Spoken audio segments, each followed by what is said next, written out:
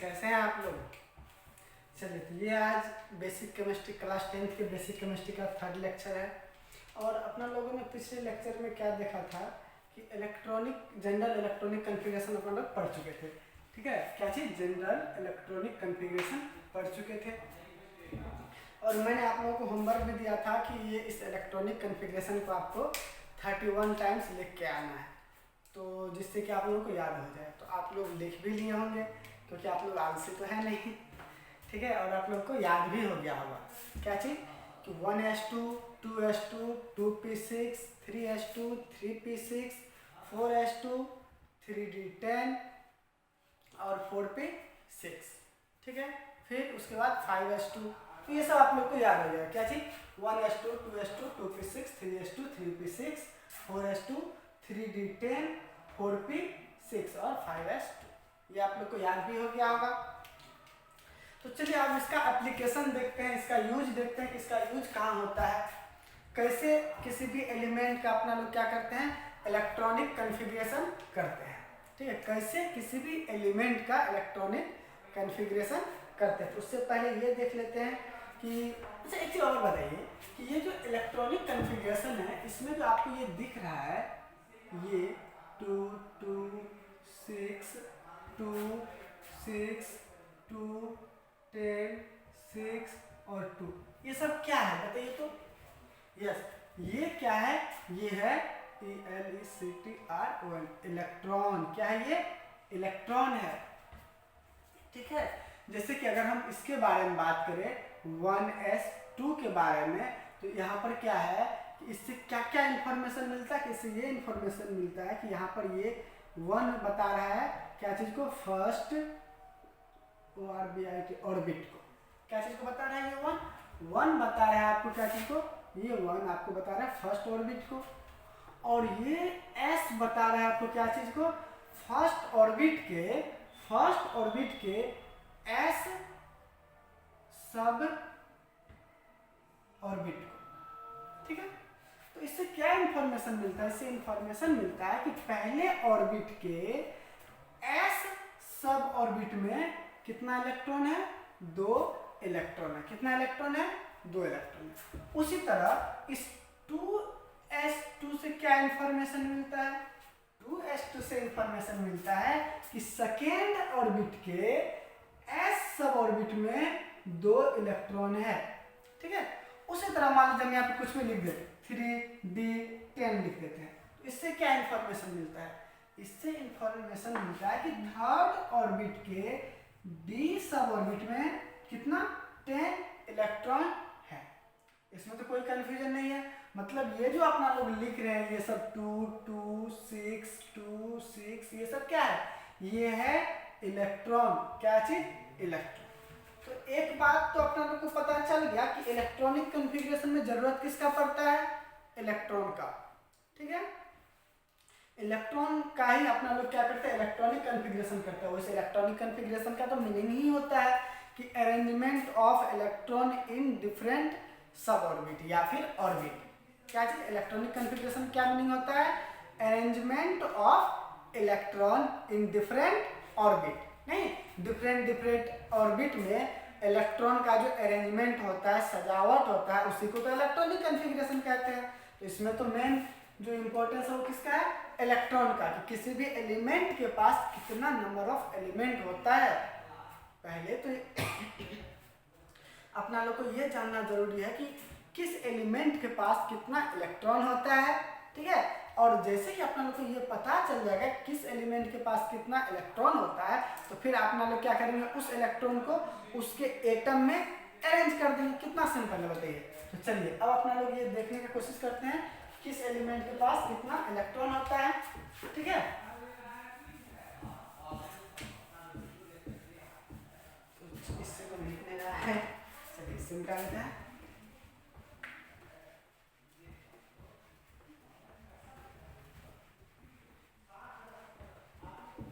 चलिए तो अब क्या करते हैं, जैसे देखिए कोई सा भी एलिमेंट लेते हैं, ठीक है। कोई सा भी एलिमेंट लेते हैं। चलिए ये एलिमेंट मान लिए कि ये क्या है? ये क्या है बताइए? ये है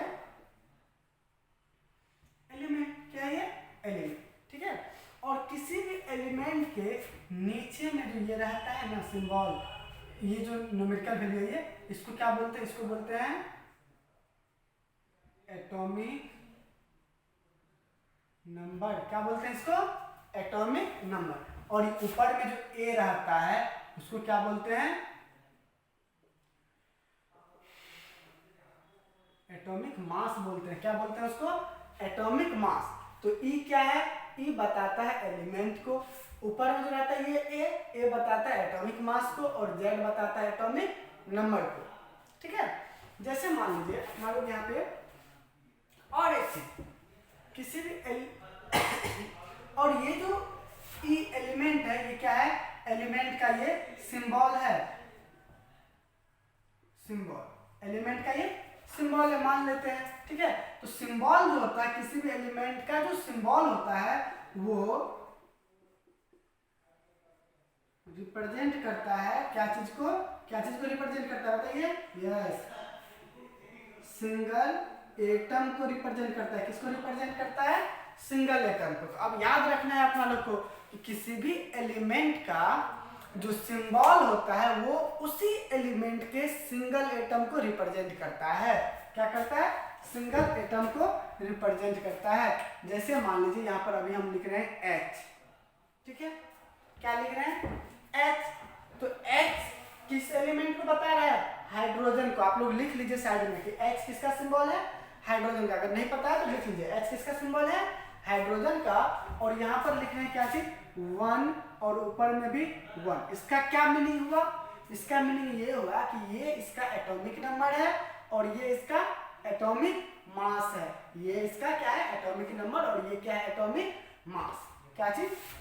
ATOMIC, atomic number. Atomic number क्या होता है आप लोग बताइए तो? यस, क्या होता है? Number of proton. Number of proton present in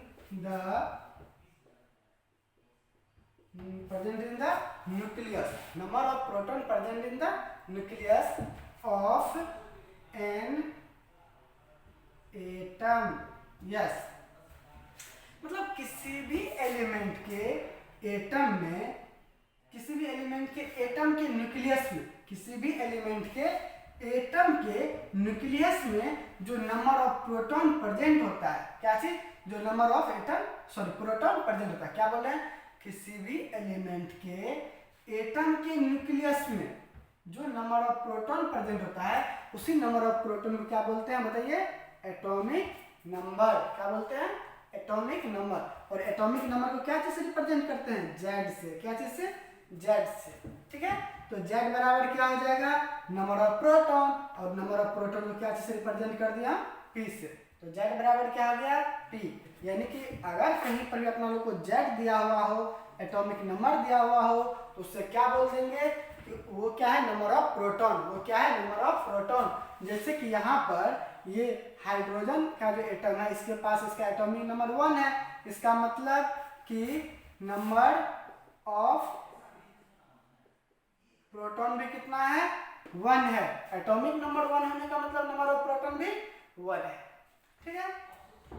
चलिए अब एक बात और समझने की कोशिश करते हैं।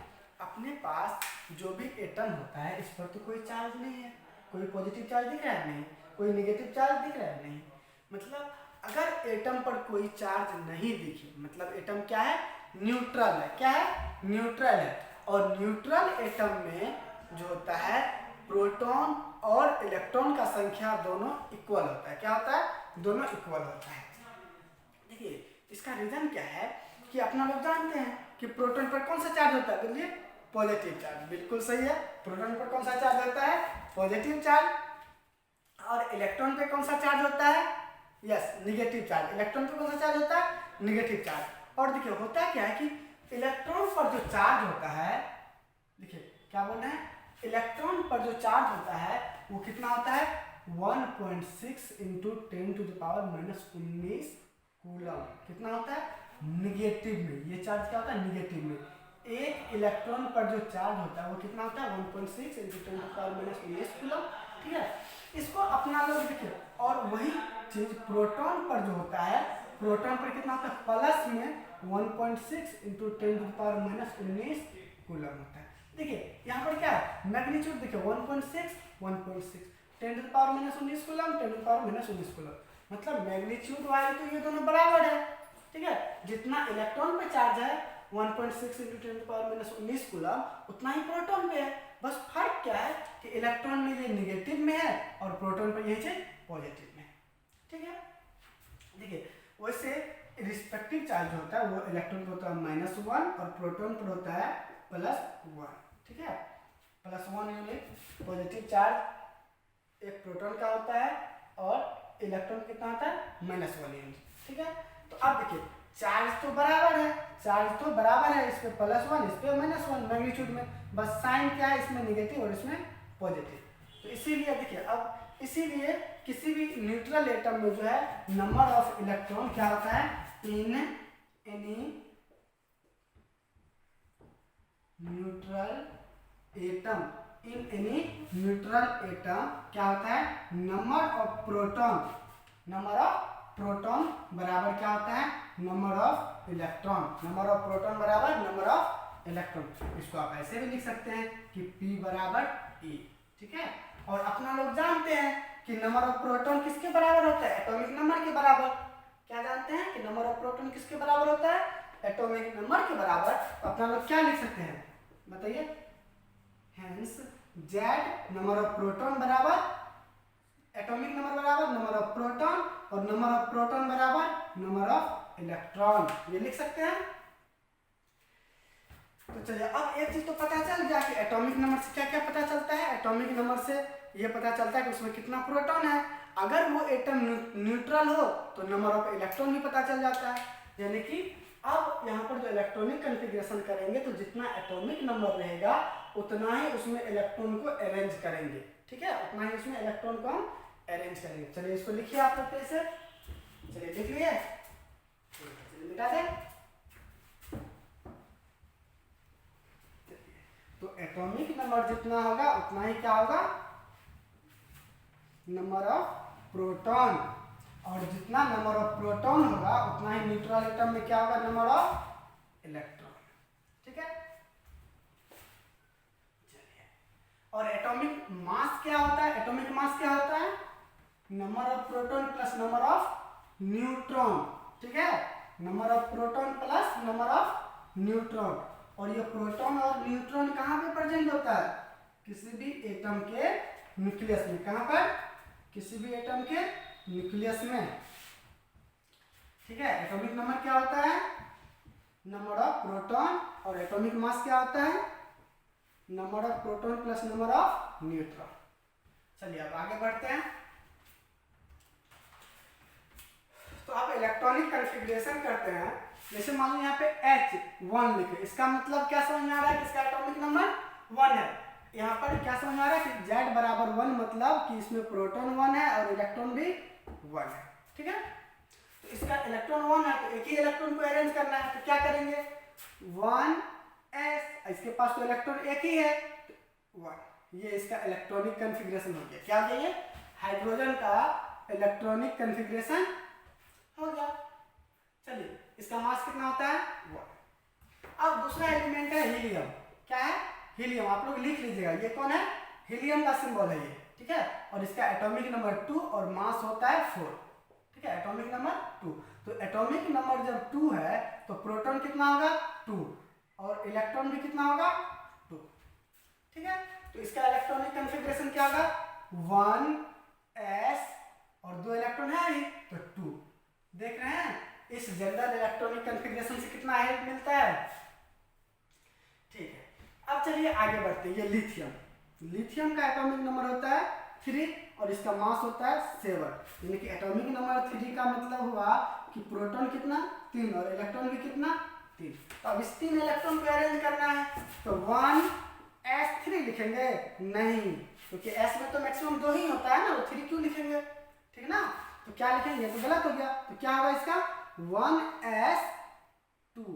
अब देखिए एक और बच गया, 2 आ गया तो एक और बच गया ना, तो उस एक को अगले में देंगे इसमें 2s में, तो 2s एक ही बचा हुआ तो 1 हो गया। सिंपल है। तो चलिए अब अगला देखिए, हाइड्रोजन हो गया, लिथियम हो गया, हाइड्रोजन हो गया, हीलियम हो गया, लिथियम हो गया, अब कौन है, बेरिलियम। बेरिलियम में कितना होता है 4, तो क्या लिखेंगे 1s2, 2 गैप हो गया, फिर 2s2, ठीक है। फिर बोरॉन का क्या लिखेंगे, 5 नंबर पे है ये, एटॉमिक नंबर 5, तो क्या लिखेंगे 1s2, 2s2, 4 हो गया, एक बचा है तो 2p1, ठीक है। चलिए तो अब आप लोग करके दिखाइए किसका, कार्बन 6,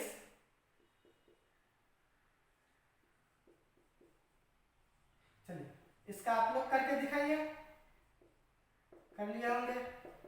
चलिए अब हम करें, क्या होगा इसका, देखिए 1s2, 2s2, 2p2, देखिए 2 2 4 2 6 हो गया।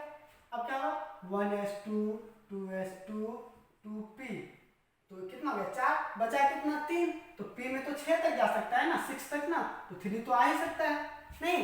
चलिए इसका क्या होगा 1s2, 2s2 और 2p, कितना बच गया 4 हो गया, और कितना बच गया 4 और, तो p में 4, ठीक है। p में तो 6 तक डाल ही सकते हैं।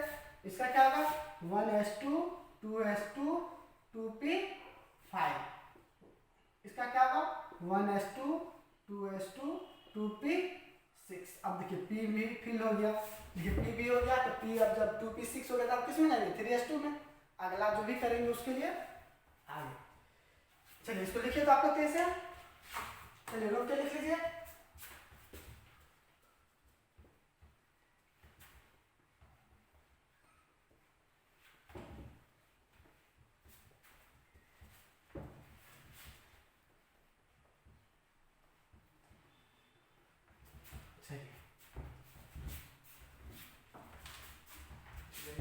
तक हो गया, चलिए अब सोडियम में कीजिए, sodium, magnesium, aluminium, silicon, phosphorus, sulphur, इस सब का कीजिए तो आप लोग कर लिए होंगे नहीं।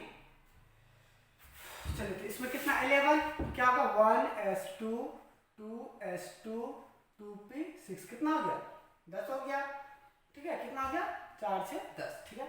अब है तो 11, तो क्या होगा इसके बाद क्या है 3s1, एक बच गया था, ठीक है। तो मैग्नीशियम का क्या होगा, देखिए यहाँ तक में कितना आता है 10 आता है, तो यहाँ तक तो होगा ही, ठीक है, यहाँ तक तो हो गया। अब क्या होगा 2 बचा हुआ है, तो 3s2, नहीं ये लाइन देने का मतलब आपको ये लिखना है, यहाँ पे ये लिखना है, ठीक है। अब चलिए एल्यूमिनियम में, एल्यूमिनियम में क्या होगा, यहाँ पर क्या होगा, इसका चलिए फिर से बता ही देते, नहीं तो आप लोग यहाँ तक लिखिएगा फिर ये आ जाएगा। तो चलिए बता देते हैं 1s2, 2s2, 2p6, 10 हो गया, फिर 3s2, 12 हो गया, उसके बाद क्या है 3p, अब देखिए कितना बच गया है 12a1, तो 3p1। इस तरह से आप लोग कर लीजिए इलेक्ट्रॉनिक कॉन्फ़िगरेशन। तो चलिए आप लोग क्या कीजिएगा, इलेक्ट्रॉनिक कॉन्फ़िगरेशन कर लीजिएगा, ठीक है। तो चलिए आप लोग इसका करके दिखाइए, तो क्रोमियम का करके दिखाइए, तो कितना नंबर पे होता है 24 नंबर पे, ठीक है, होता है ना, कैल्शियम के बाद स्कैंडियम, टाइटेनियम, वेनेडियम, क्रोमियम, ठीक है। तो चलिए इसका आप लोग करके दिखाइए, और फिर कॉपर का करके दिखाइए जिसका होता है 29, इस दोनों का करके दिखाइए तो, ठीक है। अब बाकी जो बच गया है वो आप लोग करके लाइएगा, ठीक है, ये दोनों का अभी करना है। और ये जो बच गया है सल्फर के बाद क्या होता है बताइए, क्लोरीन, आर्गन, पोटासियम, कैल्शियम, ठीक है। ये 17, 18, 19 और 20, ये सब आप लोग को करना है, ठीक है, लास्ट में। चलिए उसके बाद और भी है स्कैंडियम 21, टाइटेनियम 22, वेनेडियम 23, क्रोमियम और कॉपर तो यहाँ पर है। चलिए ये सब आप लोग कर लीजिएगा, ये अभी कीजिए, आप इन दोनों का अभी कीजिए, लोग करके लिख लीजिए आप लोग, चलिए कीजिए।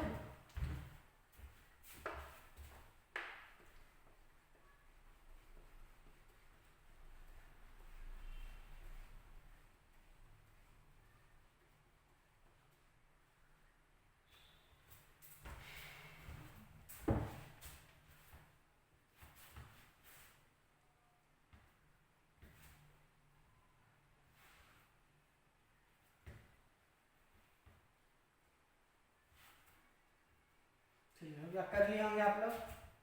चलिए अब हम बताएं, चलिए अब बता रहे हैं कॉपर का। देखिए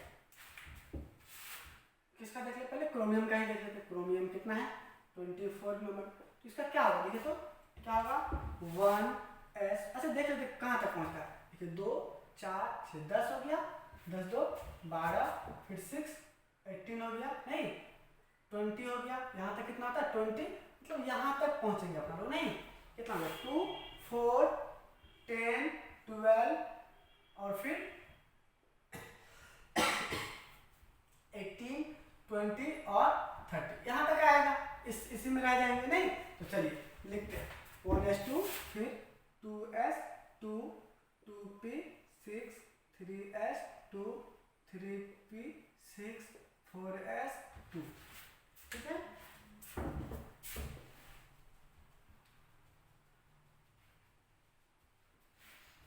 आप लोग ये लिख नहीं लिखे तो आप पीछे करके लिख लीजिए, और बनाना है आप लोग को बाद में। ठीक है, और यहाँ पर 3d। अब कितना इसमें जाएगा तो देख लेते हैं 2 4 10 12 18 20 और 4 24, तो यहाँ पे 4 जाएगा। तो ये क्या हुआ क्रोमियम का इलेक्ट्रॉनिक कॉन्फ़िगरेशन। नहीं ठीक है, तो लेकिन ये इलेक्ट्रॉनिक कॉन्फ़िगरेशन गलत है। ठीक है, ये गलत है। तो सर ये गलत है तो सही क्या होगा, तो देखिए सही ये होगा। इसका क्या होगा, सही कौन सा होगा 1s2 2s2 2p6 3s2 3p6। और यहाँ पर देख लीजिए, यहाँ पर क्या कर रहे हैं हम 4s1 3d5, ये सही है। यहाँ पर किए क्या है वो देखिए, यहाँ पर जो s में 2 है और d में कितना है 4। s में चलिए पूरा लिख लीजिए 4 s में 2 है और 3 के d में 4 है। s में 2 है, 3 के d में 4 है। जब ऐसा कभी भी हो तो उसको क्या कर देना है, इससे एक इलेक्ट्रॉन इसमें डालना। कितना 1 इलेक्ट्रॉन को इसमें डालना, क्या बनेगा 4s1 और 3d5। ठीक है, मतलब कि आप लोग सिंपली समझिए कि अगर d में क्या बोले d में 4 हो या फिर d में 9 हो, क्या बोल रहे हैं d में सॉरी d में 4 हो या फिर d में 9 हो, तो क्या करना है उससे पहले जो s होगा, s में तो 2 ही होगा, s में कितना होगा 2 होगा, तो इसमें से एक इलेक्ट्रॉन को 1 इलेक्ट्रॉन को क्या करना है d में डाल देना है। कब, जब d में 4 हो या फिर d में 9 हो, तो s में से क्या करना है 1 इलेक्ट्रॉन को d में डाल देना है।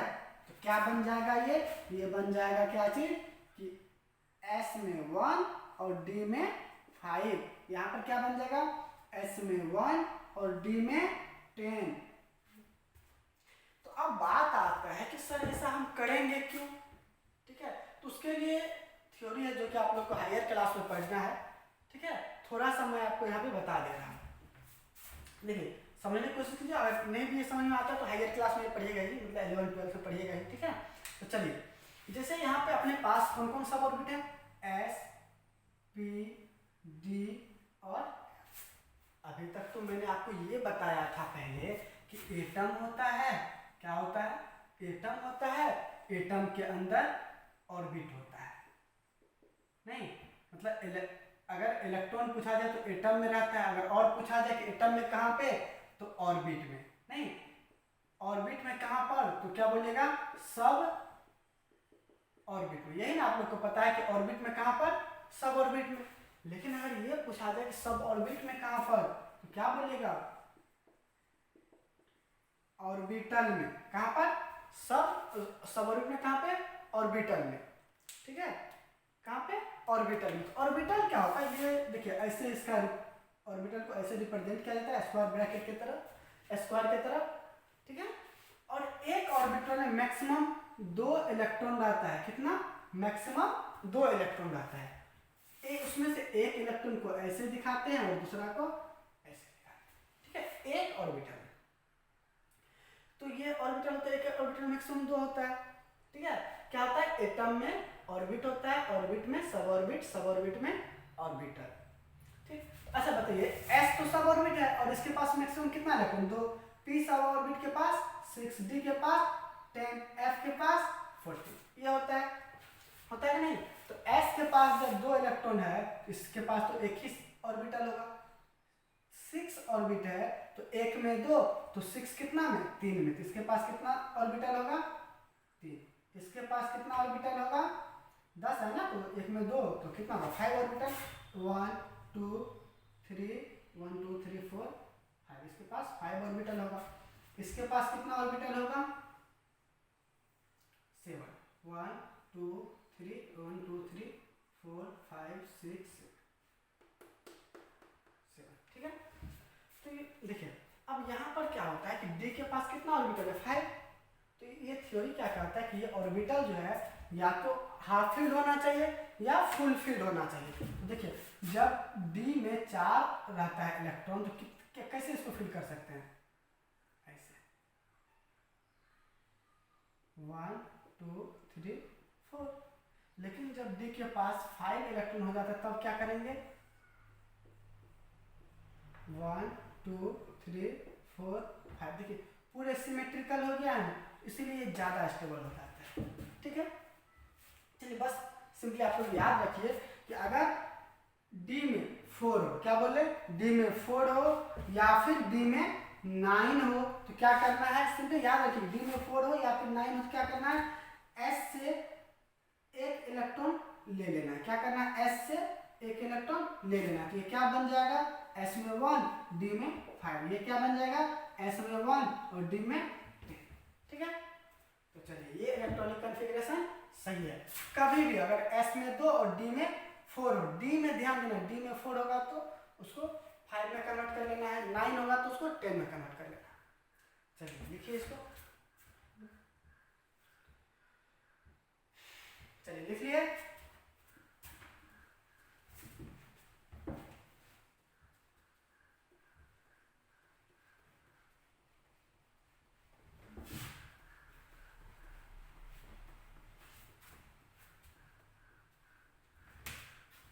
चलिए अब इसका कीजिए, तो कॉपर का, कॉपर क्या होता है 29 ना, चलिए इसका कीजिए तो 29, तो कहाँ तक पहुँचे, यहाँ तक तो 30 हो रहा था, हाँ तो यहाँ तक क्या करना है, 1s2 2s2 2p6 3s2 3p6 4s2 3d9, देखिए आप गिन के कितना होता है 10 और ये भी 10, 20 और 9, 29 हो गया।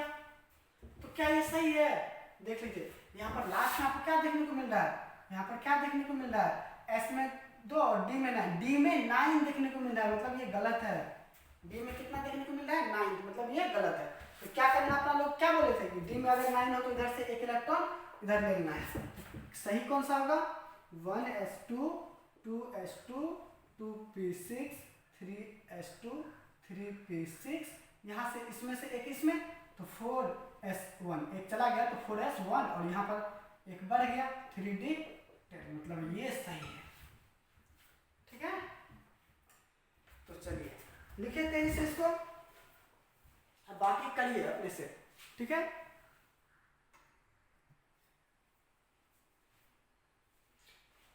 चलिए अभी मैंने यहाँ पे क्या किया है, कुछ एलिमेंट है, कौन कौन, हीलियम नियॉन आर्गन क्रिप्टन जेनन और रेडन, इसका मैंने यहाँ पे इलेक्ट्रॉनिक कॉन्फ़िगरेशन लिखा है, ठीक है, हीलियम नियॉन आर्गन और क्रिप्टन का। तो ये सब जो एलिमेंट है कौन कौन element, helium neon argon krypton xenon और रेडन, इन सभी एलिमेंट को क्या बोलते हैं पता है आपको, यस नोबेल गैस बोलते, क्या बोलते हैं, नोबेल गैस या फिर इनर्ट गैस बोलते हैं, क्या बोलते हैं, नोबेल गैस या फिर इनर्ट गैस। और ये जो होता है ये बहुत ही ज्यादा स्टेबल होता है, ये क्या होता है, स्टेबल होता है, मतलब स्टेबल होने का मतलब not react with any element, मतलब ये किसी भी एलिमेंट के साथ ये रिएक्शन नहीं करता, ये स्टेबल होता है। तो अब ये स्टेबल क्यों होता है उसको जानने के लिए देखिए हम क्या कर रहे हैं, इसका इलेक्ट्रॉनिक कन्फिग्रेशन क्या है और इलेक्ट्रॉनिक कन्फिग्रेशन देख लेते हैं। मतलब अगर जैसे मान लीजिए ये स्टेबल है तो क्यों स्टेबल है, ये चीज़ इलेक्ट्रॉनिक कन्फिग्रेशन से आसानी से पता चल सकता है। देखिए कैसे, तो देखिए हीलियम का इलेक्ट्रॉनिक कन्फिग्रेशन है क्या है 1s2, ठीक।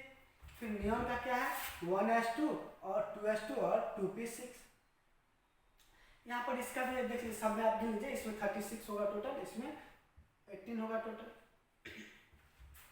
तो एक चीज देखिए, तो अगर हम देखें तो यहाँ पर ये जो हीलियम है इसके पास कितना इलेक्ट्रॉन है, 2 इलेक्ट्रॉन वैलेंस सेल में, ठीक है। वैलेंस सेल कौन से सेल को बोलते हैं, ध्यान दीजिए, वैलेंस सेल कौन से सेल को बोलते हैं, सबसे बाहर वाले सेल को, आउटरमोस्ट सेल को क्या बोलते हैं, वैलेंस सेल, ठीक है। वैलेंस सेल किसको बोलते हैं, आउटरमोस्ट सेल को, वैलेंस सेल किसको बोलते हैं, आउटरमोस्ट सेल को। तो हम अब ये देखने की कोशिश कर रहे हैं कि इस सबके आउटरमोस्ट सेल में कितना इलेक्ट्रॉन है। तो इसके आउटरमोस्ट सेल में कितना इलेक्ट्रॉन है, 2। अब देखिए ये तो पहला ऑर्बिट है, ये दूसरा और सेकंड ऑर्बिट और सेकंड ऑर्बिट, मतलब ये आउटरमोस्ट ऑर्बिट है। ये कौन सा आउटरमोस्ट ऑर्बिट, ये क्या है आउटरमोस्ट ऑर्बिट, ये देखिए 2 और 2 आउटरमोस्ट ऑर्बिट है। तो आउटरमोस्ट ऑर्बिट में कितना इलेक्ट्रॉन है, 2 और 6 कितना हो गया, 8 इलेक्ट्रॉन। कितना इलेक्ट्रॉन है, 8 इलेक्ट्रॉन। यहाँ पे कितना इलेक्ट्रॉन है, 2 इलेक्ट्रॉन। यहाँ पे कितना इलेक्ट्रॉन है, 8 इलेक्ट्रॉन वैलेंस है। यहाँ पर देखिए तो first orbit, second orbit, second orbit, यहाँ पर ये थर्ड ऑर्बिट, थर्ड ऑर्बिट। तो इसका मतलब ये जो थर्ड ऑर्बिट है ये क्या है, वैलेंस सेल है, मतलब आउटरमोस्ट ऑर्बिट है कौन, ये थर्ड ऑर्बिट। और इसमें कितना इलेक्ट्रॉन है, 2 और 6 8 इलेक्ट्रॉन है। कितना है, 8 इलेक्ट्रॉन। यहाँ पर भी देखिए first orbit, second orbit, second orbit, देखिए ये first orbit, second orbit, second orbit, third orbit, third orbit. तो इस सब में थर्ड हो सकता है नहीं, 4 है। तो यहाँ पर क्या होगा 4, देखिए यहाँ पे ये और ये थर्ड, तो ये तो नहीं होगा, ये 4, मतलब ये दोनों जो है यहाँ पर ये क्या है बताइए, फोर्थ ऑर्बिट, फोर्थ ऑर्बिट। तो ये क्या हुआ, वैलेंस सेल, मतलब आउटरमोस्ट ऑर्बिट। चलिए इसमें कितना इलेक्ट्रॉन है, देखिए तो यहाँ पे कितना इलेक्ट्रॉन है, इसमें कितना इलेक्ट्रॉन है, 2 और 6 8 इलेक्ट्रॉन। तो यहाँ पर भी आपको क्या देखने को मिल रहा है, 8 इलेक्ट्रॉन। इसका मतलब कि ये सब भी नोबेल गैस ही है, इनर्ट गैस भी है, गैस ही है। तो इसके बाहर में भी कितना इलेक्ट्रॉन होगा, 8 इलेक्ट्रॉन, और इसके बाहर में भी कितना इलेक्ट्रॉन होगा, 8 इलेक्ट्रॉन, हीलियम को छोड़ करके। तो बाकी जो इनर्ट गैस है, चाहे वो सॉरी नियॉन हो, आर्गन हो, क्रिप्टन, ज़ेनॉन, रेडन, जो भी है, तो इसके बाहर में कितना इलेक्ट्रॉन है, 8 इलेक्ट्रॉन है, एक्सेप्ट हीलियम, हीलियम को छोड़ के, क्योंकि हीलियम के बाहर में तो 2 ही इलेक्ट्रॉन है, क्योंकि इसके पास तो उतना होता ही है, उससे ज़्यादा होता ही नहीं है, ठीक है। इससे एक चीज पता चलता है कि अगर किसी भी एलिमेंट के बाहर में, ठीक है, 8 इलेक्ट्रॉन होगा तो वो क्या होगा, स्टेबल हो जाएगा। क्यों, क्योंकि ये सब तो स्टेबल है, 8 इलेक्ट्रॉन बाहर में देखने को मिला, और एक 8 इलेक्ट्रॉन का लिए क्या है, स्टेबल है, मतलब किसी और एलिमेंट के भी बाहर में अगर 8 इलेक्ट्रॉन होगा तो वो भी क्या होगा, स्टेबल होगा, ठीक है। अब बाकी एलिमेंट के बारे में भी देखते हैं कि वो कैसे स्टेबल होगा, ठीक है। चलिए इसको आप लोग लिखिए कैसे,